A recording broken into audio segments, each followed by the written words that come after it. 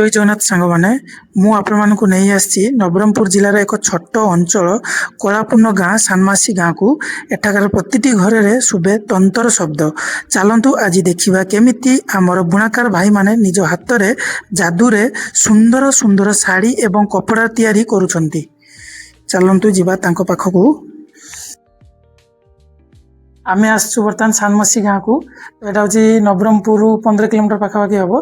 ତ ଏଠି ଦେଖନ୍ତୁ ୟାର ଯେଉଁ ବିଶେଷତ୍ୱ ଅଛି, ଆପଣମାନେ ହାତରେ ତିଆରି ଶାଢ଼ୀ ଦେଖିପାରୁଥିବେ କେତେ ସୁନ୍ଦର। ସେମାନେ ଏବେ ବି ଆମର 2026 ହେଇଗଲାନି ବି, ତ ତାଙ୍କର ପୂର୍ବପୁରୁଷମାନଙ୍କର କଳାକୁ ସେମାନେ ରଖିଛନ୍ତି, ବଜେଇ ରଖିଛନ୍ତି। ହାତର ତିଆରି ଶାଢ଼ୀ, ତ ଏଇଟା ଟସର ଶାଢ଼ୀ।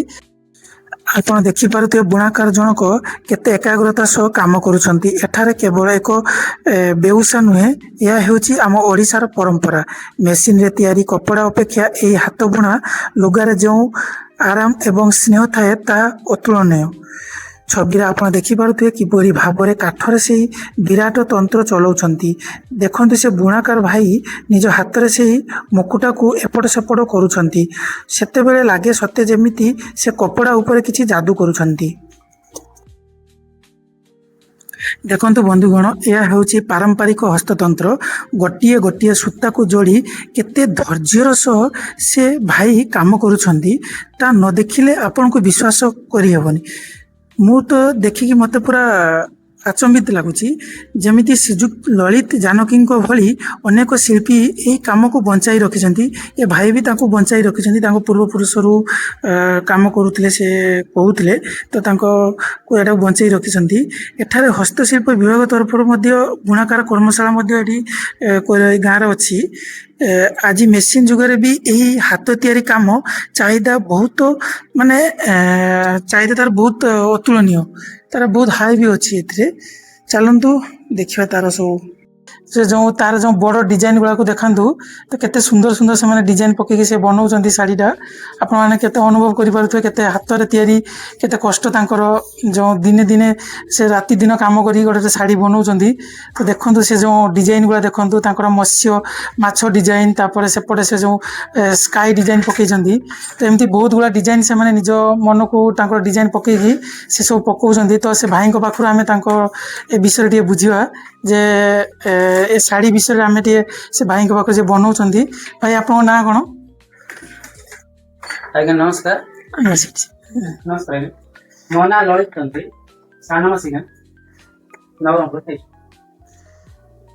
ଆପଣ ଏଇ ଶାଢ଼ୀ ବନାଉଛନ୍ତି, ଶାଢ଼ୀର ଡିଜାଇନଟା ନାଁ କ'ଣ? ଆଉ ଆଗରୁ ବନାଉଛନ୍ତି ନା ଏବେ ବନାଉଛନ୍ତି? ଆଜ୍ଞା ଏଇଟା ଆମ ପରମ୍ପରା। ଆଜ୍ଞା ପରମ୍ପରା ଆମର ବାପା ଜେଜେବାପା କରିକି ଆସୁଛନ୍ତି। ଆମେ ମଧ୍ୟ ବଜାୟ କରୁଛୁ ଏ କାମ। ୟା ବିଷୟରେ ଟିକେ ଆମକୁ ଟିକେ ଜଣେଇ ପାରିବେ, ଯେ ଦର୍ଶକ ମାନଙ୍କୁ, ଯେ ଶାଢ଼ୀ ବନେଇବାର କାରଣ କ'ଣ, ଆଉ କୋଉଠି ୟାକୁ ସେଲ୍ କରୁଛନ୍ତି, କେତେ ପ୍ରାଇସରେ ସେଲ୍ କରୁଛନ୍ତି, ଏ ଶାଢ଼ୀର ଡିଜାଇନ ଗୁଡ଼ା ପକେଇଛନ୍ତି, ଡିଜାଇନ ନାଁ କ'ଣ? ଏଇଟା କୁମ୍ଭ ଡିଜାଇନ କହିବେ। ଆଜ୍ଞା ସାର୍। ଆଉ ଭିତରେ ପ୍ୟାଟର୍ନ, ଏଇଟା ମାଛ, କଙ୍କଡା, ହରିଣ, ବାଘ, ଏମିତି ବିଭିନ୍ନ ପ୍ରକାର ଆମେ ହାତରେ ତିଆରି। ୟାର କ'ଣ ଗୋଟେ ଅଛି କି, ଯେ ଶାଢ଼ୀର ତାର ପ୍ୟାଟର୍ନଟା ଅଛି କି, ଯେ ମାଛ କଙ୍କଡା ଦବା ପାଇଁ, ନା ଅଲଗା କିଛି ଦେଇପାରିବେ ଆପଣ?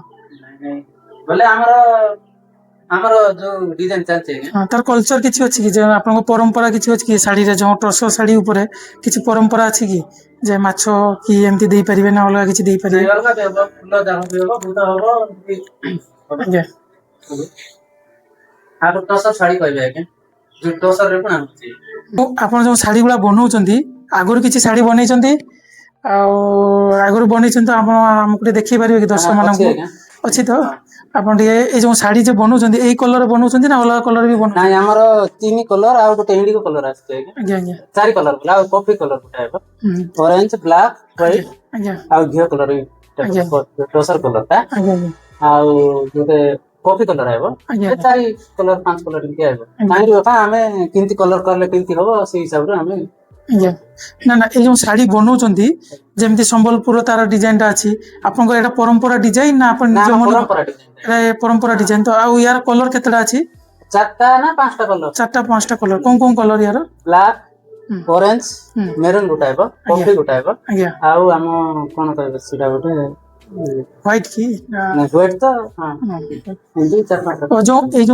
ଏଇ ये जो तैयारी करछन जे ट्रसर गुला जो ये गुला ए सूता गुला कोन थरे आसुची हमको एक्सपर्ट एटा हम कटपाट दोछन आज्ञा कटपाट रो दोछन सेठी तां कलर करछन सब से कलर मध्ये से नेचुरल कलर ता से गोबर सहित जोड़ा तेल गोबर आल गचर छाली कहबे तांरू ई कलर जा तैयार करबे तांके हमको जिनस देले हम तैयार कर तांके दो आज्ञा तो बहुत बढ़िया लगला जो आपण नेचुरल कलर यूज करथंती तो एटा तो बहुत माने गोटे आकर्षणीय जिनसटा आपण आसी हम गोटे साड़ी गुला देखि पारिबे कि आगुर जो साड़ी गुला असंतु दीटी देखिबे हमको जे आगुर साड़ी गुला कोन कोन बनै छथि आपण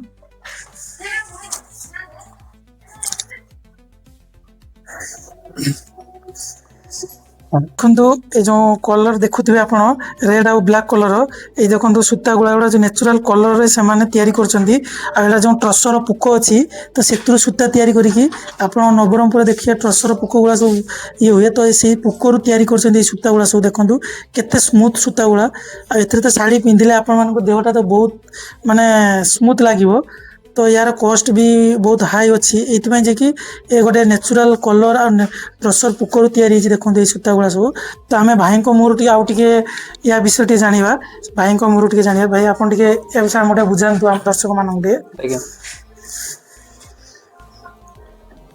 देखु आमे जो ई सूता इटा टसर सूताटा आज्ञा एटा को आमे साड़ी तैयार करछु बुणी की आउ आम जिनस ई जिनस जाक हम कटपाट दउचंती सब जिनस सूता टसर सब हमें तैयार करी तांग मन के दउछु कटपाट एठु केते किलोमीटर होछ आपन एटा 22 किलोमीटर 22 किलोमीटर तो सेटा केमिति आनुचंती निजे बाइक रे आनुचंती ना सेमन आनि की दउचंती नाही हमें जीवा पड़छ सेठी जरा जाऊ ए सूता वाला केते नउचंती सब माने सेटा केते नउचंती कोन हमें जाननु मात्र तांग दउचंती हम पुणी की जिनस तांको दउचंती हम सेल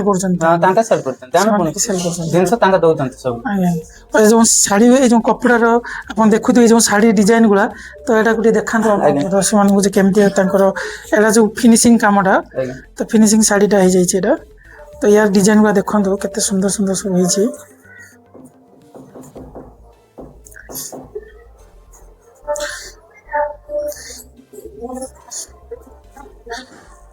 देखो केते सुंदर सुंदर हरिण एपटे मयूर अच्छी प्रजापति बाघ अच्छी कंकड़ा एटा चढ़ई गुला देखो केते सुंदर सुंदर डिजाइन गोटे जूम करंतु देखो केते सुंदर सुंदर साड़ी माने एटा सब हाथ रे तैयारी करछंती माने गोटे देखला बेला कोन इमेजिन लागुची जे गोटे एते सूता केते सूता लगे लगे से माने तैयारी करछंती से मशीन देखला बेला को आ ये देखला को निपुण कारुकार्य माने मन केमती मुग्ध हो जाउछ गोटे साड़ी तैयार करबा पय 15 ରୁ 18 दिन 20 दिन पा पइले 20 दिन पळौची माने आप आखी तो पूरा आगे सकाळ तो बसे संध्या कर दंतु सिटी गोटे कॉन्स्टेंट देखंदु आ गोटे साड़ी देखिले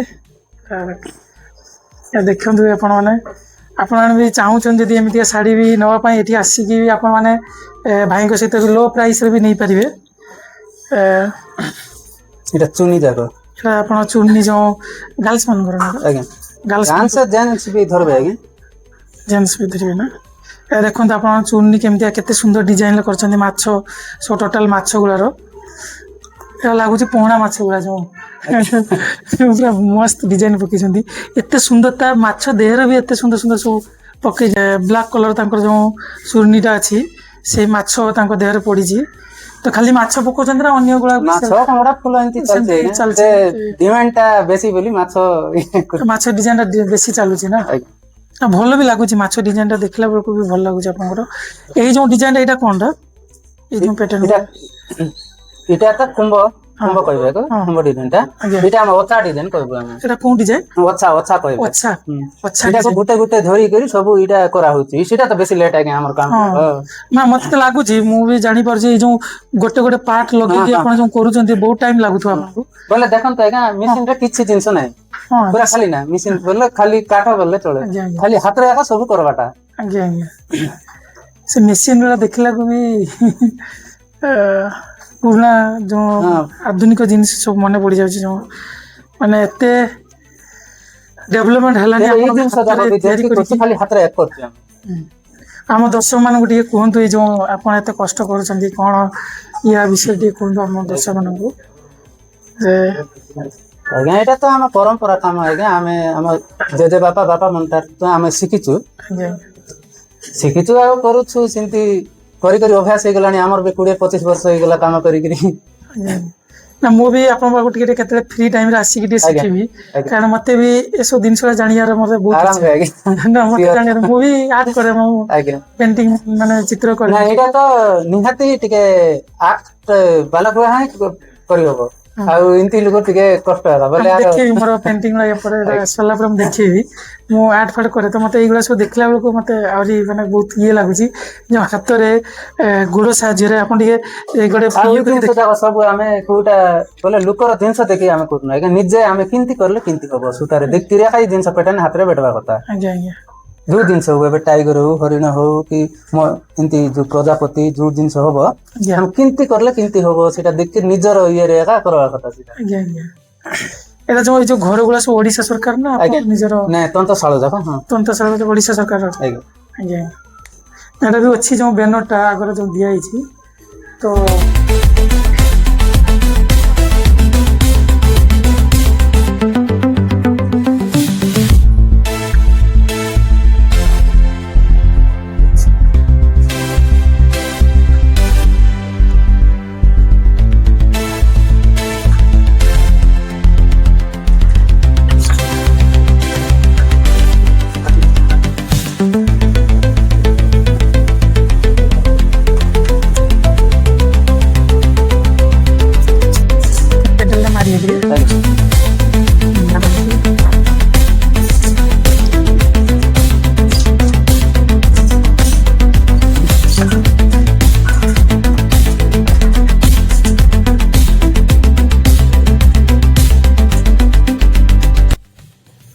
ଆମେ ବର୍ତ୍ତମାନ ସାନମାସି ଗାଁରୁ ବର୍ତ୍ତମାନ ବଡ଼ମାସି ଗାଁ ଆସିଲୁ ତ ଏଇଟା ଦେଖନ୍ତୁ ବଡ଼ମାସି ଗାଁରେ ତାଙ୍କର ଯୋଉ ମେସିନ୍ ଗୁଡା ତଳେ ଅଛି ଆଉ ତଳେ ବସିକି ସେମାନେ ସବୁ କରୁଛନ୍ତି ଶାଢୀ ବୁଣୁଛନ୍ତି ଦେଖନ୍ତୁ ଆପଣମାନେ କେତେ ସୁନ୍ଦର ଡିଜାଇନ ତାଙ୍କ ଅପେକ୍ଷା ଏଟା ଦେଖ କେତେ ସୁନ୍ଦର ଡିଜାଇନ ଗୁଡା ବି ପକେଇଛନ୍ତି ସିଏ ତ ଏଟା ବହୁତ ଆଟ୍ରାକ୍ଟିଭ ଲାଗୁଛି ଆଉ ଆର୍ଟିଷ୍ଟିକ ବି ଲାଗୁଛି ଦେଖନ୍ତୁ ତ ଏଇ ଯୋଉ ପ୍ରୋସେସିଂ ତାଙ୍କର ଯୋଉ ସୂତାର ପ୍ରୋସେସିଂଟା ଏଇଟା ଦେଖନ୍ତୁ ସୂତାର ପ୍ରୋସେସିଂ କେମିତି କରୁଛନ୍ତି ସେମାନେ ଏ ଟ୍ରସ ସୂତା ଗୁଡା ସେ ତାଙ୍କୁ ବୁଲି ବୁଲି ତାକୁ ପ୍ଲେନ ସରୁ ସବୁ ବନଉଛନ୍ତି କେତେ ସୁନ୍ଦର ସୁନ୍ଦର ବନଉଛନ୍ତି ଦେଖନ୍ତୁ ତ ୟାକୁ ଆଗେ ଦେଖନ୍ତୁ କେତେ ସୁନ୍ଦର ସେମାନେ ତାଙ୍କୁ ହାତ ସାହାଯ୍ୟରେ ସେ ତାଙ୍କୁ ଫୁଲ ସଜେଇକି ରଖୁଛନ୍ତି ସୂତା ଗୁଡାକୁ ତାପରେ ତାକୁ ପ୍ରୋସେସିଂରେ ଶାଢୀରେ ପ୍ରୋସେସିଂରେ ବନେଇବେ ସେମାନେ ଭାଇ ଦେଖନ୍ତୁ କେତେ ତଳେ ବସିକି ତାଙ୍କ ଗୋଡରେ ତଳରେ ଅଛି ସେ ଚାପି ତାକୁ ବନଉଛନ୍ତି ଶାଢୀଟା କେତେ ସୁନ୍ଦର ତାଙ୍କର 3ଟା କି 4ଟା କଲର ୟୁଜ କରୁଛନ୍ତି ବ୍ଲାକ୍ ରେଡ୍ ଆଉ ୟେଲୋ କଲରରେ ସୁନ୍ଦର ଶାଢୀ ବୁଣୁଛନ୍ତି ଏହି କାମ ପାଇଁ ପ୍ରବଳ ଧୈର୍ଯ୍ୟ ଏକାଗ୍ରତା ଦରକାର ଗୋଟିଏ ଶାଢୀ କିମ୍ବା ଗାମୁଛା ବୁଣିବା ପାଇଁ ଦିନ ସମୟ ଲାଗିଯାଏ।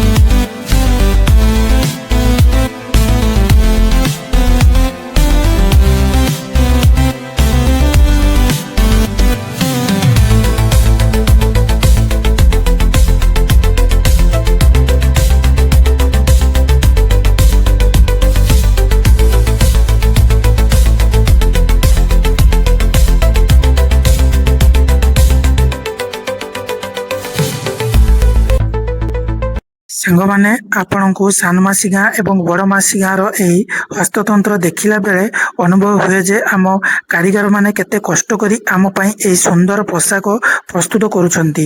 ଆପଣମାନେ ସମସ୍ତେ ମିଶି ଏହି ହସ୍ତତନ୍ତ୍ରକୁ ସମ୍ମାନ ଦେବା ଏବଂ ବ୍ୟବହାର କରିବା ଆମ ଗର୍ବ ଆମ ପରିଚୟ ଓଡ଼ିଶା ହସ୍ତତନ୍ତ୍ର। ଆପଣଙ୍କୁ ନବରଙ୍ଗପୁର ଏହି ଛୋଟ ଗାଁ କାହାଣୀ କେମିତି ଲାଗିଲା କମେଣ୍ଟ କରି ନିଶ୍ଚୟ ଜଣାଇବେ। ଜୟ ଜଗନ୍ନାଥ।